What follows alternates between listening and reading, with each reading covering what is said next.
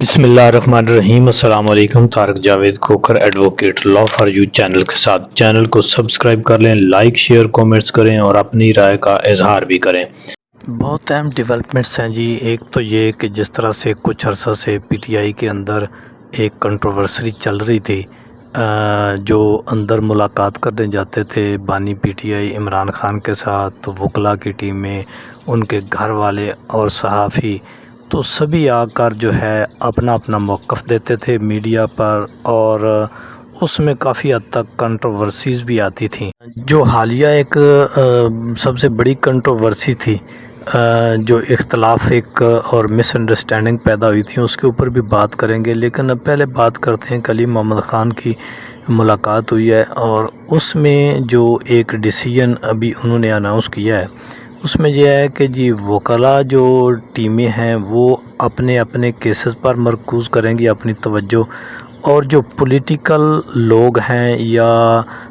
جو executive committee ہے P T I کی، سیاسی کمیٹی جو ہے وہ سیاسی فیصلے کرے گی اور ان کے اوپر بریفنگ دے گی۔ تو میں سمجھتا ہوں کہ یہ بڑی اچھی بات ہے، اور ان کو مزید بھی آرگنائز کرنے کی ضرورت ہے، کیونکہ اگر ہر کوئی اپنا اپنا موقف دے گا تو پولیٹیکلی پھر بھی ایک تو اس میں ڈفرینسز آتے ہیں اور ایک اچھا گیسچر نہیں جاتا۔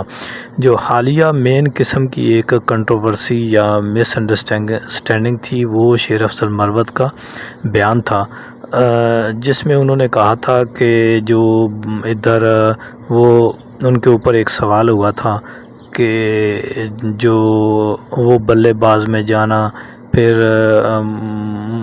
مجلس وحدت میں جانا، اور پھر سنی اتحاد میں ایٹ دی اینڈ جانا، اس کے اوپر ان کا ایک بیان آیا تھا، جس میں ان کا اختلاف تھا کہ وہ کہتے ہیں کہ جی ایک تو بلے باز کا بھی مجھے پتہ نہیں تھا، یا ایٹ ونس بلے باز آ گیا، پھر جو ہے متحدہ مجلس وحدت والے آئے، پھر سنی اتحاد میں کہا گیا کہ جائیں۔ تو وہ کہتے ہیں کہ جی ان کا اصل میں تو ان کا نیک نیتی پر مبنی بیان تھا، لیکن اس کو تھوڑا سا میڈیا نے مروڑ تروڑ کر بیان کیا تھا۔ یعنی ان کا موقف یہ تھا کہ پھر سنی اتحاد میں جایا گیا، اور سنی اتحاد میں جانے کا بھی وہ فیصلہ کہتے ہیں کہ جی میرا نہیں تھا یا ہمارا نہیں تھا، وہ خان صاحب کا تھا۔ تو اس کو لے کر اس کنٹروورسی کو میڈیا کے اندر اچھالا گیا، تو پھر جو ہے حمد رضا صاحب نے بھی ایک بیان دے دیا، جس میں انہوں نے کہا تھا کہ جی مجھے تو کوئی ضرورت نہیں ہے، میں تو عمران خان صاحب کے ساتھ کھڑا ہوں۔ انہوں نے کہا کہ جی ہم آپ کے ساتھ جوائن کرنا چاہتے ہیں، تو میں نے کہا ویلکم وغیرہ۔ یعنی انہوں نے تھوڑا سا اس کو دوسرے پیرائے میں لیا تھا، چونکہ میڈیا کے اندر جو ہے وہ کنٹروورسی پھیل گئی تھی، تو پھر اس کے اوپر شیر افضل مروت صاحب کی وضاحت بھی آ گئی، کچھ بڑے لوگوں نے پھر اس میں مداخلت کی، اور جو یہ غلط فہمیاں تھیں وہ دور کی۔ تو اچھا ہوا یہ غلط فہمیاں دور ہوں گی۔ شیر افضل مروت صاحب کی یہ آ گئی ہے وضاحت کہ انہوں نے کہا ہے کہ میں نے جو ہے اس میں کوئی ایسی بات نہیں کی تھی، میڈیا کے اوپر جو ہے اس کی ایکسپلینیشن غلط طریقے سے دی گئی۔ ان کا یہ کہنا تھا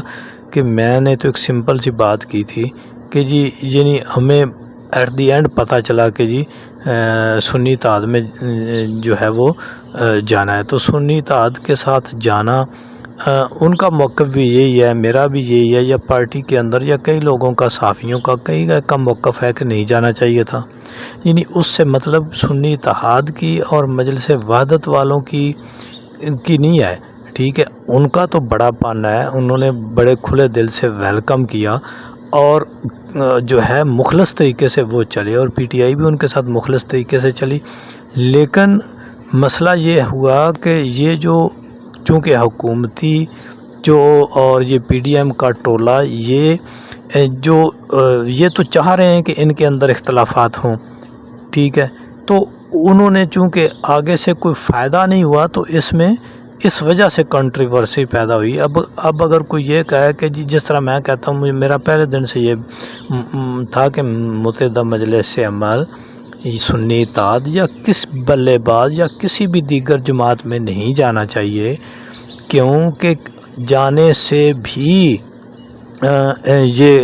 کیونکہ نیتیں ٹھیک نہیں ہیں، عدلیہ، الیکشن کمیشن، باقی ادارے، خود جو نگران حکومت اور کوئی یعنی نظام دین جس کو میں کہتا ہوں، یہ سب کچھ ملا جلا کے نظام دین بنتا ہے، تو نظام دین کچھ نیک نیتی سے کرنے والا نہیں ہے۔ تو جب امید نہیں تھی تو پھر ان کو پی ٹی آئی کو نہیں کسی کے ساتھ بھی ملنا چاہیے تھا، بطور جماعت اتحاد کر لینا چاہیے تھا، ٹھیک ہے۔ تو اس وجہ سے جو ہے وہ اتنی کنٹروورسی نہ پھیلتی۔ لیکن پھر بھی دیکھیں، اگر یہ والا ڈیسیژن ہوتا تو پھر دوسرے لوگ کیا کہتے؟ دوسرے لوگوں نے کہنا تھا نہیں جی نہیں، ان کو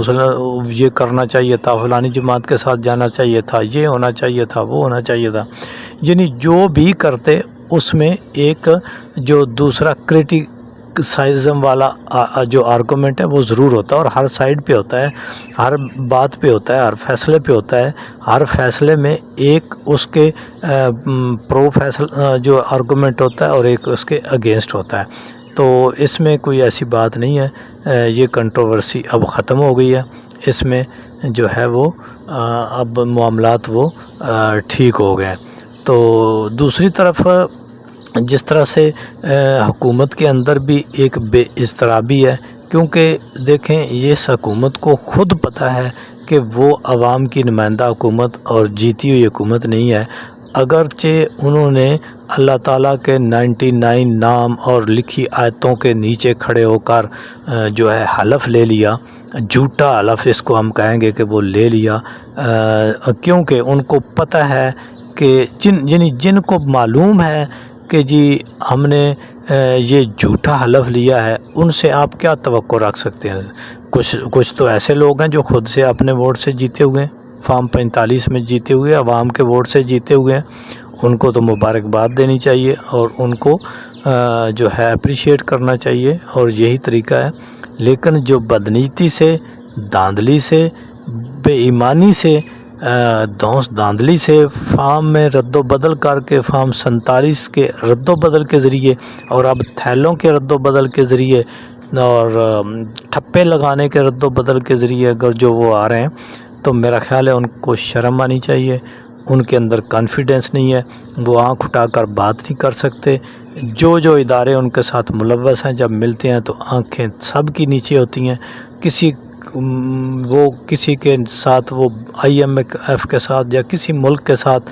بیرون ملک ان کا کوئی کریڈیبلٹی نہیں ہے، نہ وہ کسی سے آنکھ اٹھا کر بات کر سکتے ہیں۔ اس لیے وہ نیشنل اور انٹرنیشنل دونوں قسم کے ڈیسیژن میکنگ میں